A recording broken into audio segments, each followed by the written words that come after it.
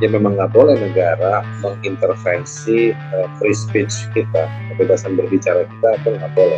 Warganya nggak boleh bicara, nggak boleh berkumpul, nggak boleh berekspresi, menyampaikan sesuatu. Itu bukan demokrasi, itu namanya otoritarian. Bahwa itu negara, menurut saya iya. Apakah itu diakui? Mereka nggak mau ngaku. Jadi karena mereka masih gayanya gaya setan, jadi hilang-hilang aja. Ya kan tiba-tiba bulu kuduk kita merinding, ya kan tiba-tiba ada bau.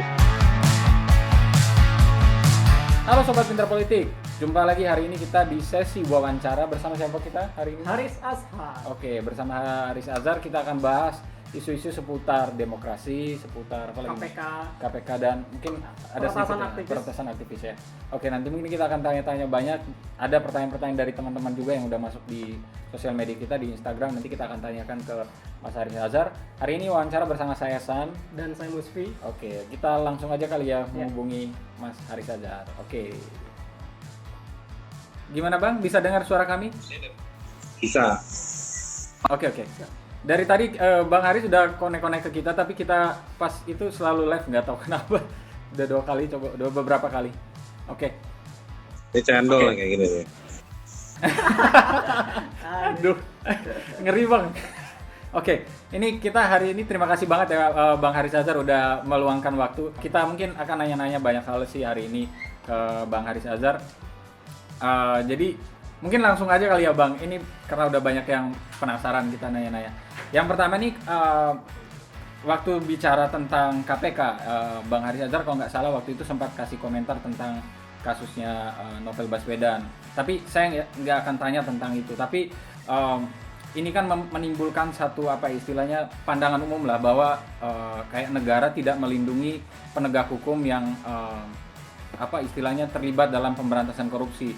Bahkan kelanjutannya ada yang bilang bahwa ini negara sebenarnya nggak mendukung nih pemberantasan korupsi.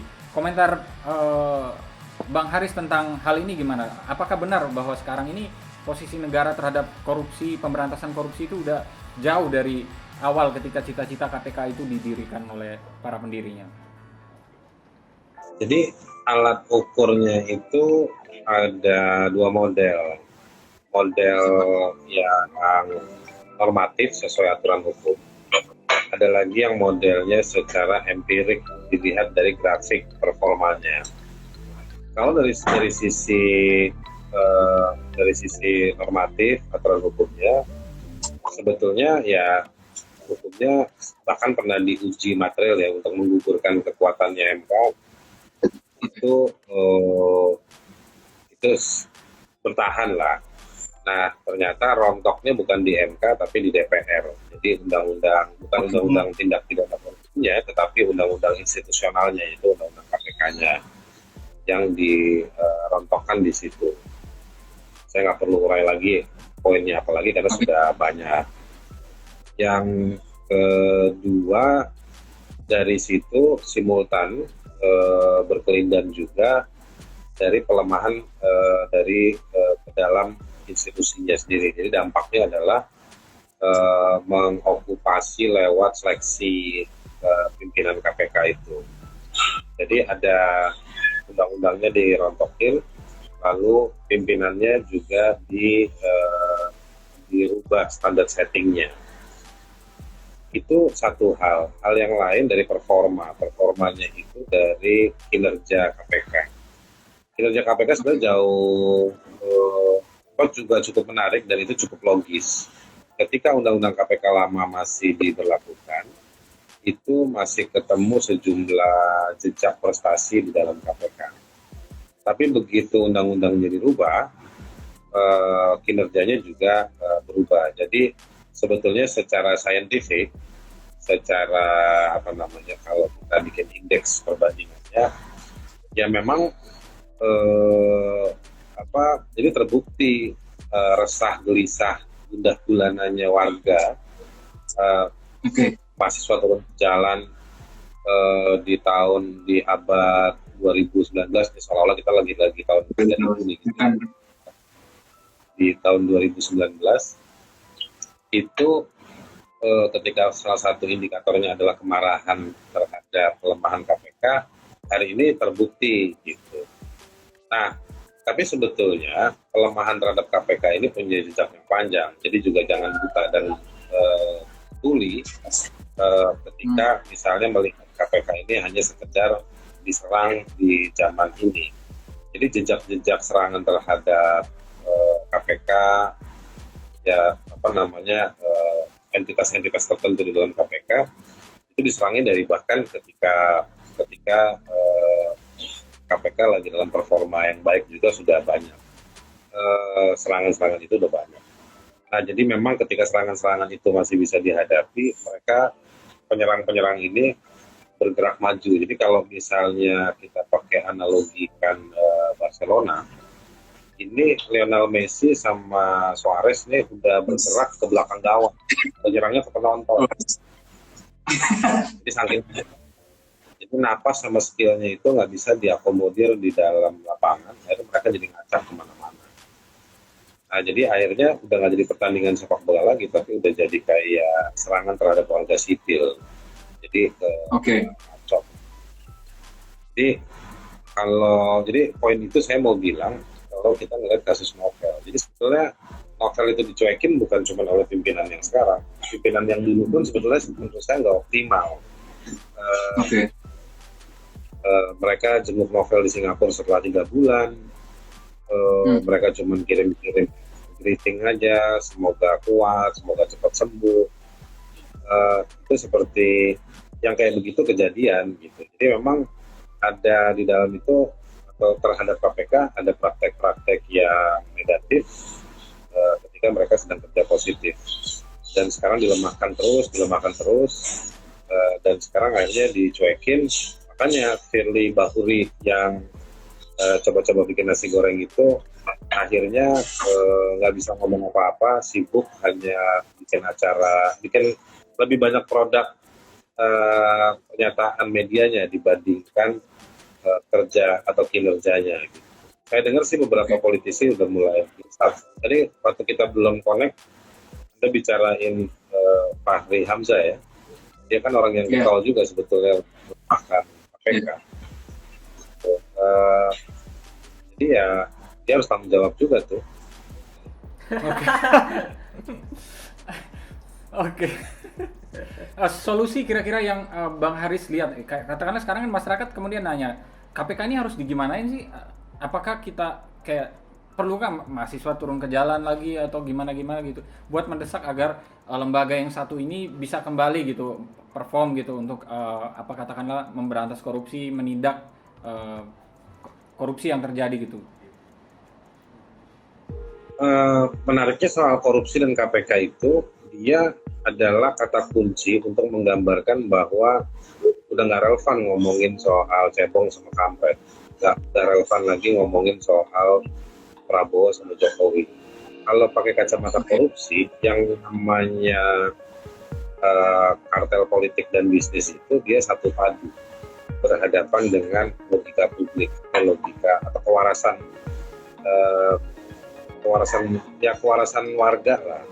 Ya di warga juga ada korupsi, banyak korupsi. Banyak orang kan di jalan itu, wah senang kita kalau melihat orang belain KPK. Tapi sebenarnya si anggota warga itu juga mempraktekkan curi-curi duit juga skala-skala kecil gitu. Tapi kewarasan itu masih ada kok di warga. Nah, yang saya mau sampaikan adalah jadi memang pertama ini janganlah Anda masih menye-menye gitu ya, romantika sama orientasi politik tertentu atau kelompok politik tertentu yang nanti bisa membenahi soal korupsi. Menurut saya sistem cara menjalankan negara dan cara menjalankan politik hari ini ya memang korup, dan oleh karenanya KPK dimusuhin rame-rame gitu. Saya juga lihat banyak anak muda yang mempraktekkan kerja politik atau jadi kaki tangan dari kartel sistem politik itu sendiri, dan juga sebetulnya masih levelnya kayak level di ospek untuk masuk ke dunia ini. Nah itu hati-hati. Jadi kalau pertanyaan Anda tadi yang kedua, bagaimana kita teman-teman semua ngadepin situasi ini, ya pertama harus menarik garis batas ya. Demo itu sih soal penting, itu kan manifestasi, cuma manifestasi aja. eh, atau visual dari protes. Visual manifestasi bisa banyak dilakukan, tapi Anda punya garis batas atau tidak? Dan garis batas itu garis batas yang identik atau garis batas yang prinsipil. Identik itu maksudnya begini, Anda narik garis batas hanya karena Anda sebetulnya pengen demo aja sebagai mahasiswa. Kalau nggak demo atau kalau nggak demo nggak dapat proyek dari misalnya. Nah, jadi menurut saya itu dia bukan identik dengan menarik garis batas itu sebagai sebuah pengakhiran kita. Jadi sebagai prinsip dia manifestasinya masuk ke satu model peradaban yang kita bisa lakukan ya, bikin peradaban baru gitu. Olah dengan cara-cara begitu. Misalnya mendepopulerkan partai politik, nggak mau ikut lagi ke partai politik, jadi bikin rush, keluar rame-rame anak muda dari partai politik, bikin alternatif. Jadi bukan demo, tapi keluar dan membuat satu kubangan-kubangan warga, membicarakan segala hal, bekerja untuk segala hal, membagi-bagi peran, itu yang harus dilakukan. Jangan menyerah pada satu sistem politik dengan cara masuk ke sana. Kita bukan nyerah, Anda justru lagi ngidupin cara-cara itu. Nah, kalau kita matikan para jiwa-jiwa yang menghancurkan KPK itu, jangan disupport, jangan didukung, jangan diikutin, jangan dipeluk, ditinggalkan, dia ada kering sendiri. Mereka itu bisa hidup di barat pohon, karena di bawahnya warga ini terus ngejilat, memeluk, menghidupi itu semua. Kita jadi kayak air di dalam tanah yang terus menyuplai vitamin. Nah itu jangan, boikot mereka, boikotlah sistem politik yang jelek ini. Jadi satu sekali-sekali ya kan, habis nonton pintar politik mau pergi demo boleh, tapi intinya hari-hariannya. Oke. Selain persoalan novel ataupun KPK, beberapa waktu yang lalu juga Bang Haris berkomentar tentang peretasan aktivis. Tapi di sini aktivis yang kita maksud bukan Denny Siregar ya Bang ya. Kemarin ada bahkan ada yang mengatakan pemerintah itu punya alat retas namanya itu Pegasus dari Israel. Dan bahkan ada anggota DPR yang mengatakan alat semacam ini itu udah lama digunakan oleh pemerintah.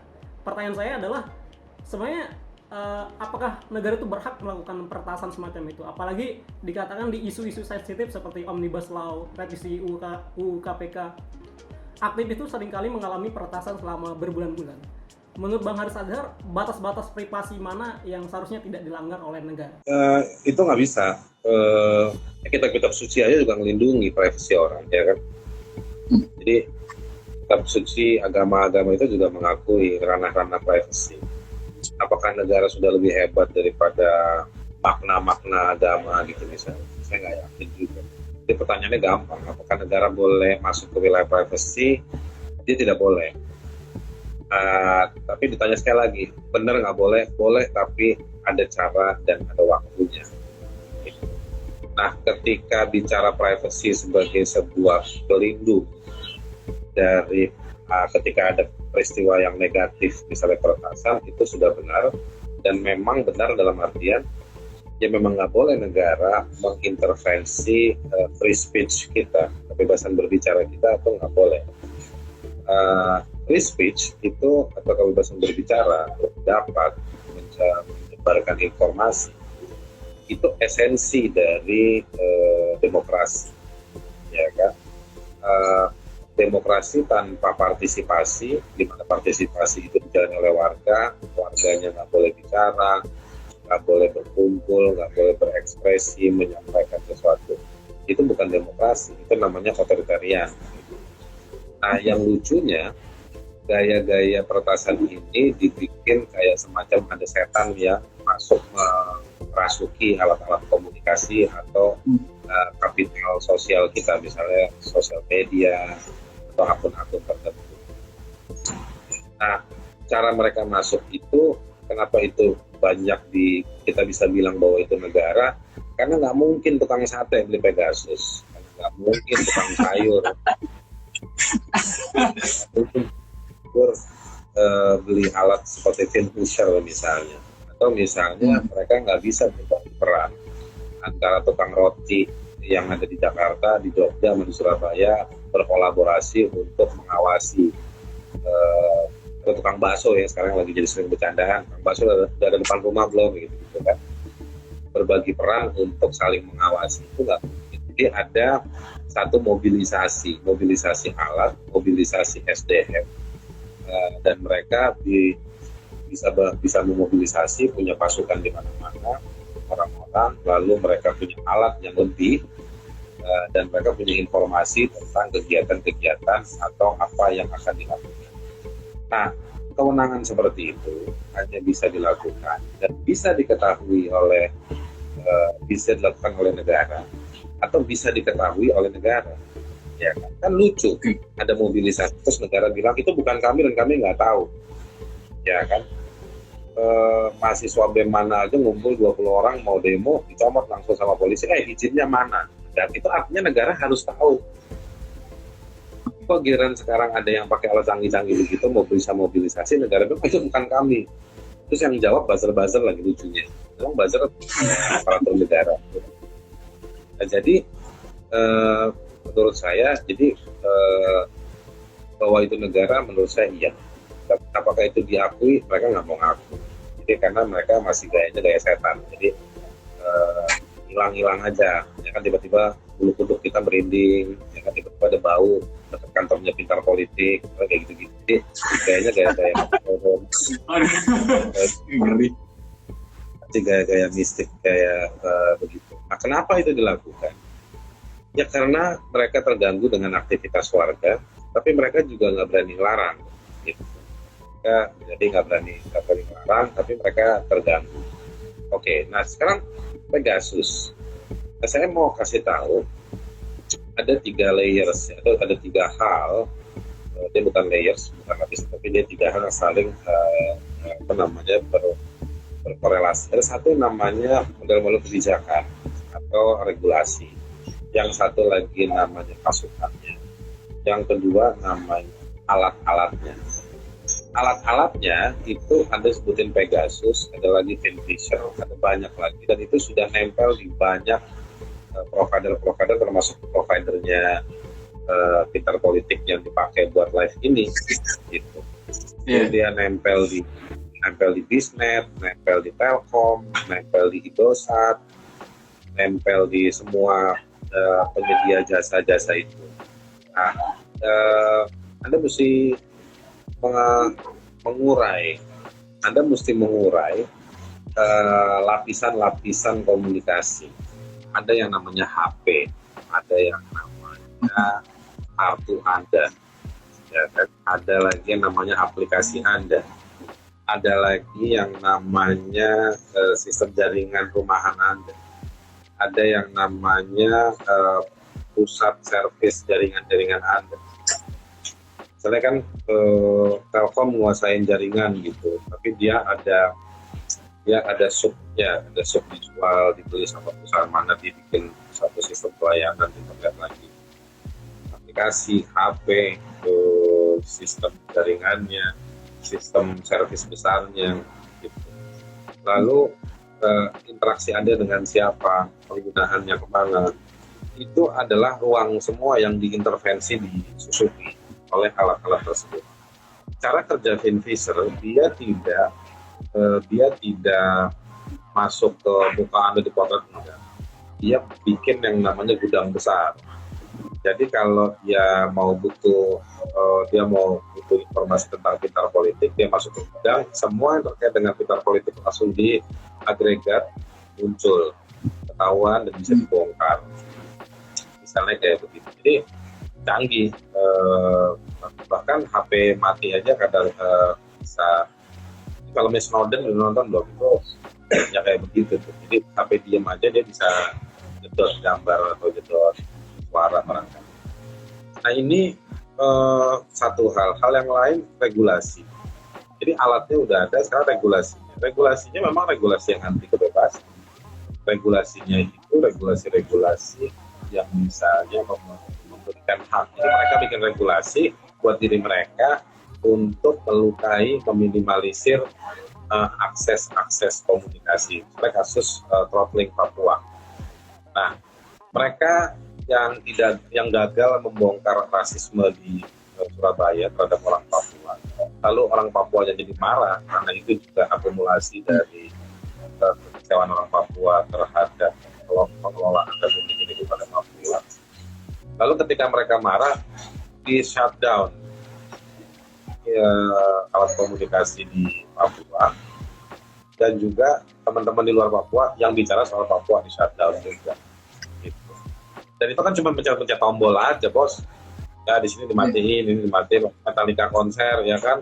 Jokowi datang, semua HP harus mati karena semua orang nggak boleh main HP supaya fokus lihat Jokowi. Ngapain juga ya kalau kita mau nonton Metallica gitu.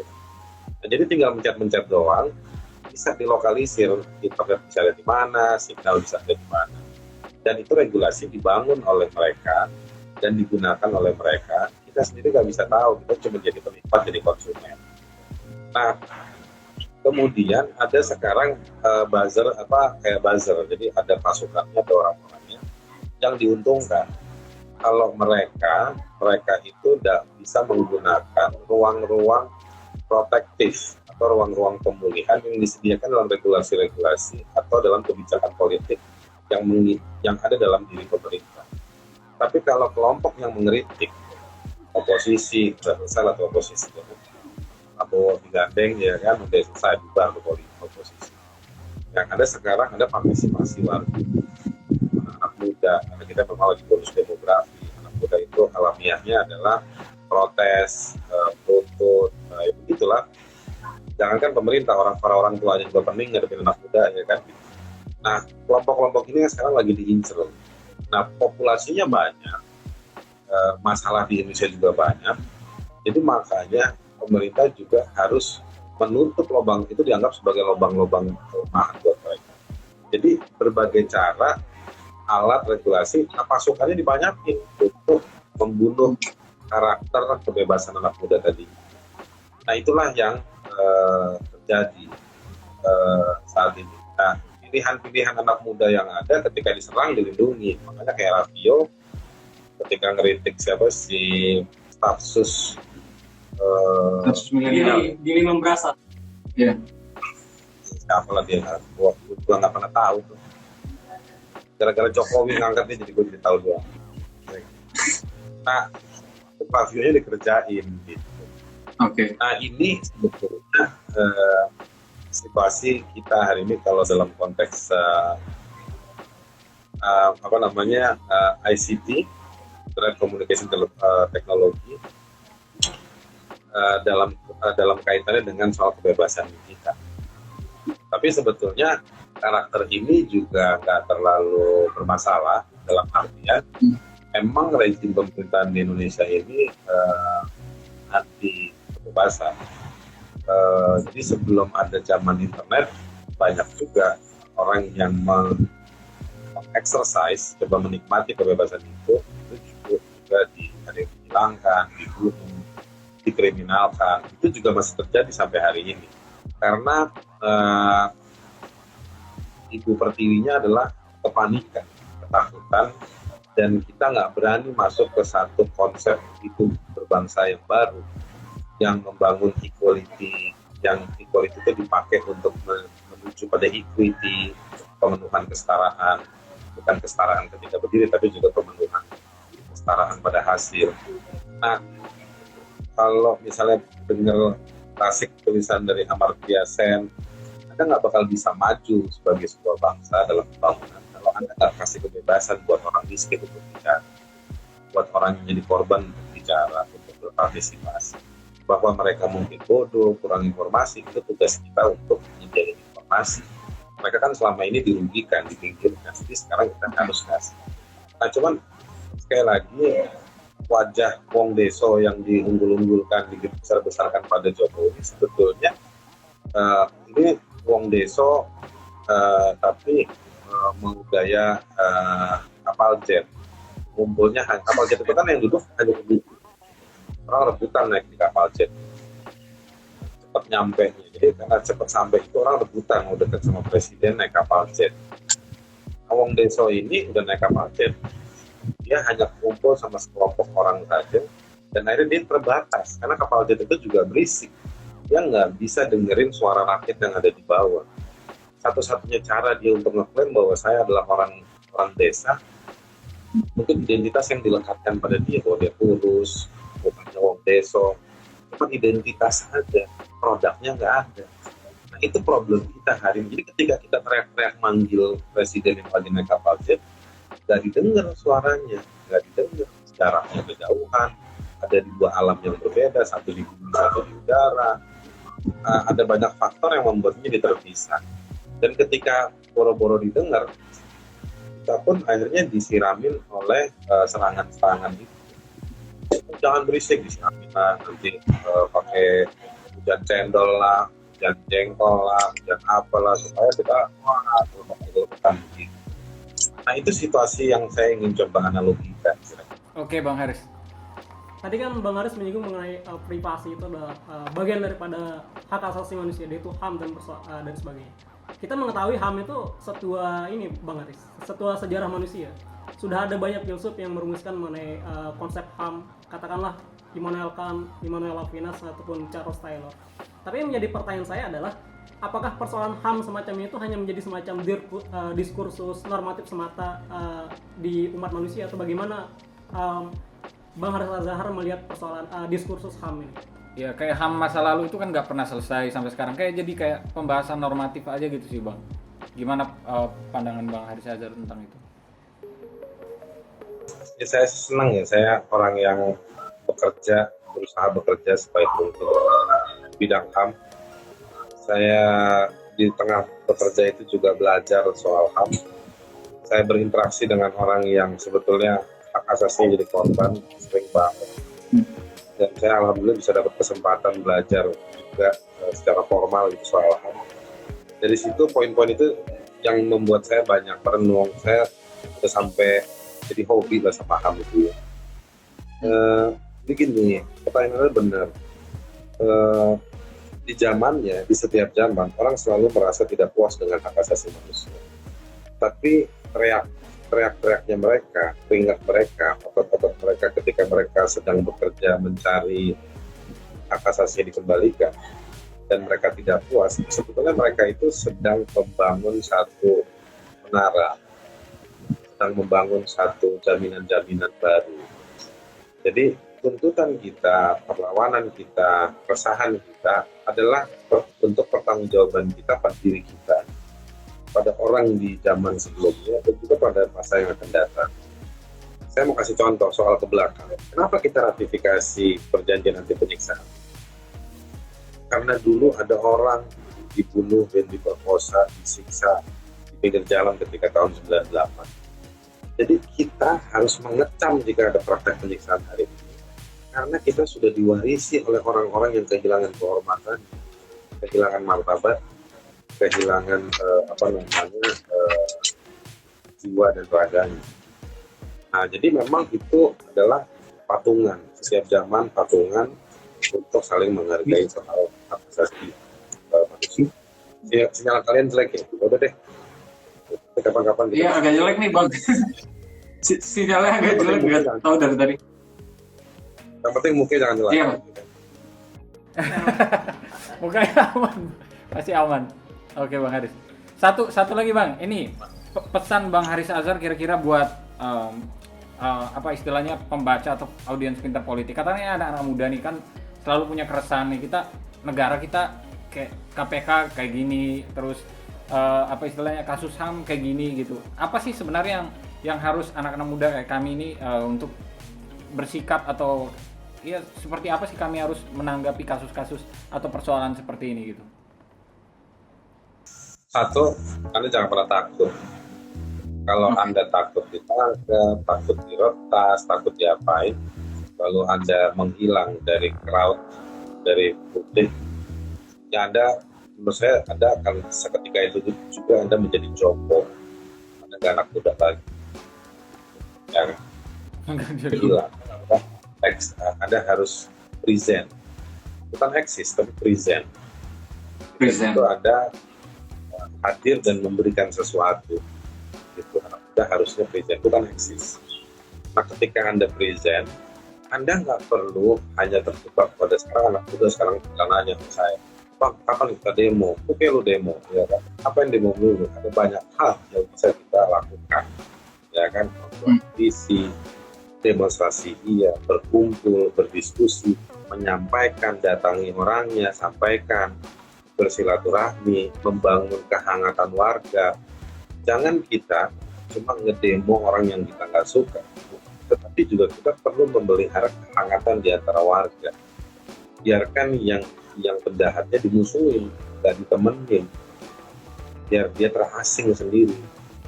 Apa Anda demo si orang jahatnya, pelakunya, tapi warga Anda nggak jambangi, Anda nggak bangun komunikasi. Ya, ada agennya si penjahat yang datangin tetangga Anda untuk direkrut. Nah, jadi kehangatan solidaritas itu yang harus dibangun. Masalah di dalam masyarakat, di dalam anak muda itu juga banyak. Ayo selesaikan masalah-masalah kita ya. Nah, itu satu hal. Yang kedua, mengawasi, mengkritik, menyampaikan ke negara juga penting.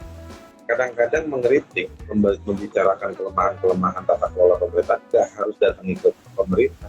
Tadi yang saya bilang, presidennya udah naik kapal jet.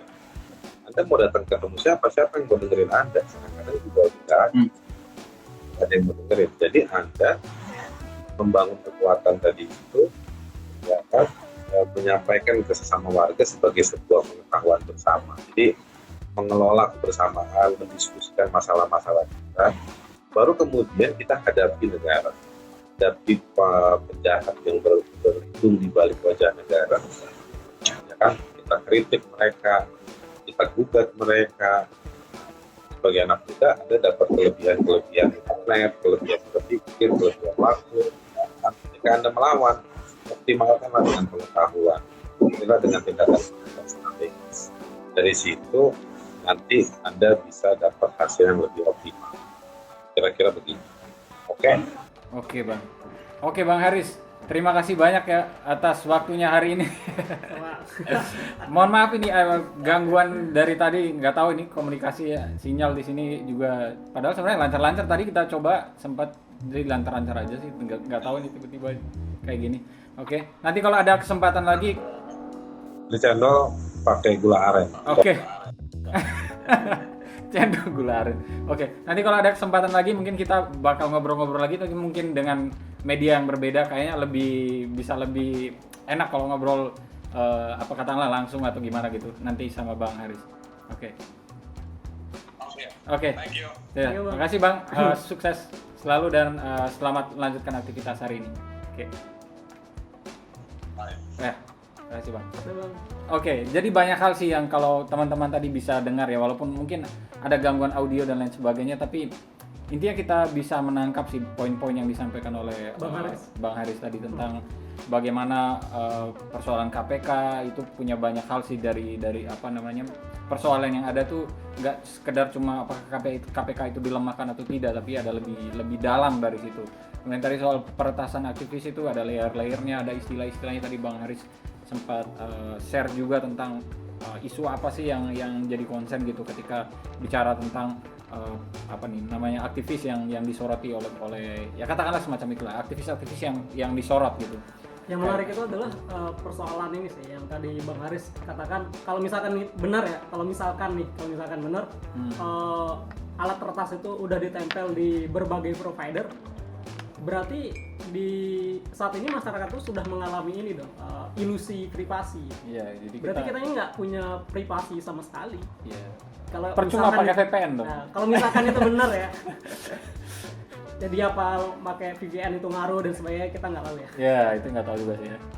Ya intinya itu sih, mungkin tadi pesan dari Bang Haris bahwa kita nggak boleh takut sih, bahwa kita sebagai warga negara ketika kita merasa ada hal yang nggak sesuai dengan apa namanya ketentuan atau undang-undang atau hak-hak kita dilanggar, kita harus berani untuk speak up gitu. Jadi memang itu pesan yang menarik buat kita anak muda gitu. Jadi kita nggak boleh antipati gitu sama politik, nggak boleh antipati sama isu-isu yang sedang terjadi. Kita harus melihat ini bahwa ini Pinter Politik juga berusaha untuk ngajak teman-teman sih buat kita selalu untuk melihat isu-isu apa ini yang harus kita lihat di pemerintah kita, di persoalan hukum dan lain sebagainya, biar kita sama-sama paham gitu konteksnya yang terjadi gitu. Mungkin itu sih garis besar hal yang bisa kita rangkumkan dari perbincangan kita hari ini. Oke. Jadi terima kasih ya buat teman-teman. Oke. Selain itu teman-teman juga jangan lupa kunjungi website Pinter Politik. Di sana kami menyajikan artikel-artikel politik yang dikupas secara Tajam dan menarik ya. menarik, mendalam, menggunakan berbagai Oke. angle yang berbeda. Congratulations juga Pinter Politik udah 100.000 subscriber ya. Jadi terima kasih untuk kalian yang sudah subscribe YouTube kita. Oke. Terima kasih, bye. Dan